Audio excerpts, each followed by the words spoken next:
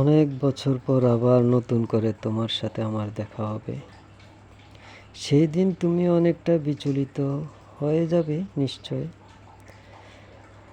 আমি জানি সেই দিন আর তুমি আমি পাগল মানুষটার আর থাকবে না।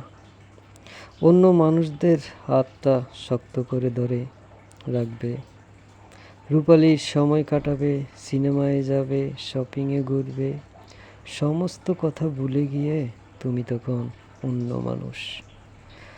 আমার সাথে তোমার দেখা হতেও পারে। তুচ্ছ হাসি হেসে জিজ্ঞাসা করতে পারো, কেমন আছিস রে? তুমি ভাবছ মুখ ফিরিয়ে নেব? না না, আমি কিন্তু ঠিক জবাব দেব।